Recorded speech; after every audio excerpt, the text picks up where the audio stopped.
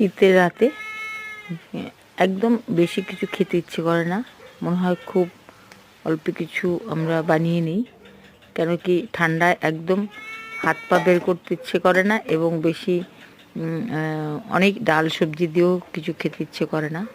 মনে হয় যেন খুব অল্প খাবার দিয়ে রাতটা কোনো রকম খেয়ে শুয়ে পড়ি, তাই না? তাই এইরকম নানান রকম শীতের সবজি দিয়ে যদি এরকম একটা ভেজিটেবল তৈরি করেন, দারুণ সুস্বাদু হবে খেতে এবং টেস্টি হবে। মশলা ছাড়া, কোনো রকম মশলা এটায় আমি দিইনি। আর সবাই খেতে পারবে, কাঁচা লঙ্কা দিয়ে কালো জিরে ফোড়ন দিয়ে করা।